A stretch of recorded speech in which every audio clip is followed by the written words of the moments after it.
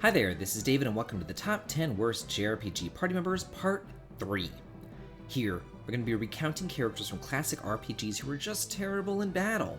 Surprisingly, I still have people on my list that I need to rip a new one even after creating this video, so look forward to Part 4.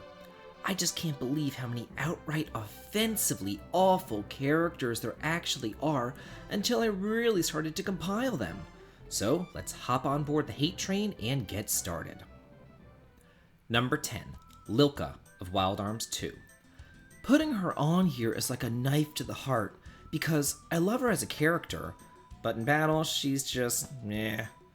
As one of your three main heroes and your dedicated Crest magic user able to use both black and white magic, she's amazing in the early portion of the game. But then, the second that you get Tim, your fourth party member, around the 10-hour mark, she's pretty much going to be permanently replaced by him from then on. That's because all of Lilka's spells are single target, while Tim's are multi-target, and he's the only one who can group, heal, and clear out randoms quickly with his spells. Lilka isn't bad, I mean she's essentially Cecilia from the first game, but Cecilia didn't have a competing mage who outclassed her in every single way. Number 9. Melody of Nostalgia.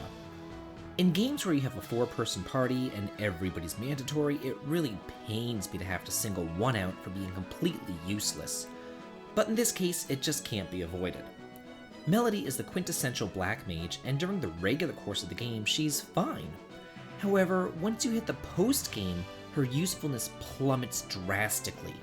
You see, the designers in all their wisdom decided to give the post-game enemies something like 20 defense, but seriously like 400 magical defense. It's ridiculous. Eddie and Pat can deal damage to the thousands with just their regular physical attack, well, poor Melody is lucky to hit like 100 damage with her best spell.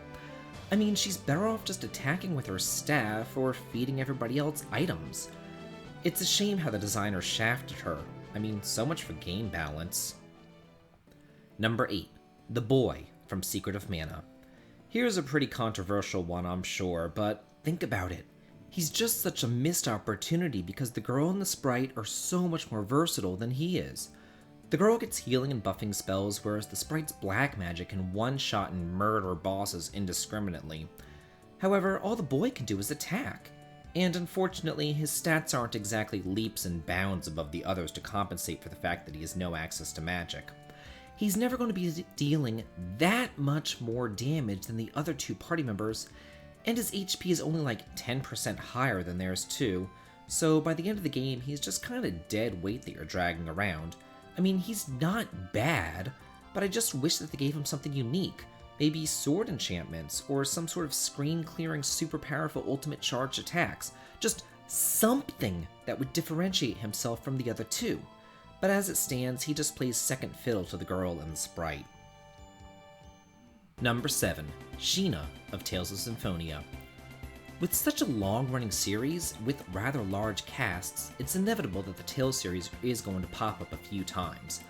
Last time we saw Groon, a useless black mage, and here we're going to be looking at Sheena, a worthless summoner who really only has 2 assets if you catch my drift. She's a subpar attacker, so you would think that her summons would make up for her otherwise below average stats. But unfortunately, her summons are just as terrible as her physical attacks, especially since it relies on her going into overlimit. All she can really do is debuff and add elements to your weapons. Big deal. You're much better off just using Genus or even Zelos if you need a magical attacker.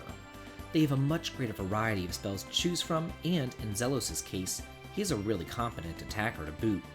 Or throw someone like Presea into the mix who can outdamage her in a heartbeat. She just really has no real niche to fill in the game. Number 6. Bowser of Super Mario RPG.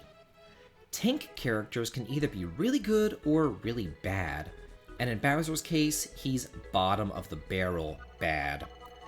When you can really only have 3 characters in your party, you need to be choosy, and Mario, who's a well-rounded attacker and tank, is required, so Bowser just becomes redundant and he really offers nothing unique. So let's look at the others. Princess Toadstool is a shoo-in with her group healing, great overall equipment selection, and powerful attacks. Geno is a solid choice with great stats and good abilities, able to hit max damage, and Mallow is a versatile mage, able to clear out randoms with his Thunderbolt and backup heal as well. Bowser is unfortunately just so one note.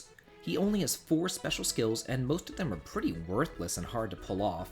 And yes, while he does hit like a truck, unfortunately he's slow as a turtle, and about as versatile as one too. Number 5. Marguerite of Shadow Hearts. You would think that a badass World War I spy would actually be useful on your team, wouldn't you? Well, guess again. As the first character to join up with Yuri and Alice, she's helpful up until the exact moment that you get your next character to replace her. So she'll pretty much be permanently benched around 5 hours into the game. Basically, everybody else specializes in something, while she's just kinda there as a secondary attacker. Alice is a staple in your party along with Yuri, so that leaves one spot to be filled. Your options include Zhuzhen, who can hit multiple enemies, clearing out randoms, Hallie, who can cast spells from multiple elements and who's a competent backup healer, and Keith, the other warrior type with great stats across the board. As a water elemental, she's much more vulnerable to fire-based attacks, of which the enemies seem to disproportionately use. Then, her final attack itself isn't even water elemental. Like, what the hell? Number 4. Half the cast of Chrono Cross. Where do I even begin? Oh, well, that's easy. Korcha. Not only is this whiny, Speedo-wearing weirdo damned annoying, but his stats are terrible across the board. He's the worst blue innate, although Pierre is down there with him if you don't get the hero equipment. He's just a joke. Mojo has nothing at all going for him except evasion, and even there, I kinda think that stat's bugged.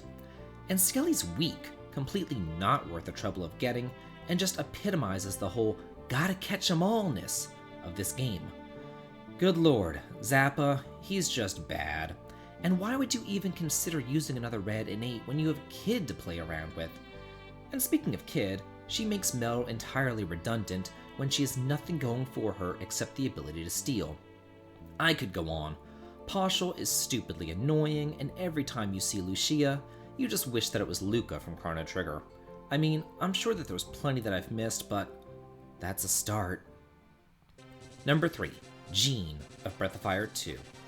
If Capcom ever makes a Breath of Fire 6 and mobile garbage doesn't exist as far as I'm concerned, they really do need to redeem the water tribes. Gobi was absolute gutter trash, and Jean, though better than him, is still right down there with him. He's a useless fat frog who can't do anything right. As a hybrid character, he should be a jack of all trades, yet he's definitely a master of none. His attack is terrible, his spells are pretty much useless, specializing in status magic rather than attack or healing. He's also incredibly slow with a piss-poor weapon selection, and his special ability might as well not exist for how often it actually connects. To make matters worse, you have to go through one of the most long, drawn-out, horrible segments of the entire game to actually recruit him. I dread it every time. His only redeeming quality is his excellent overworld travel ability, but by the time that you get him, you should have warp anyway. Number 2. Ramus of Lunar Silver Star Story Complete. This whiny, arrogant, greedy bastard just gets on my last nerve. He can't do anything right. Although he's only with you for the first few hours of the game, it's still far too long, and he's outlived his usefulness before the first dungeon's even complete.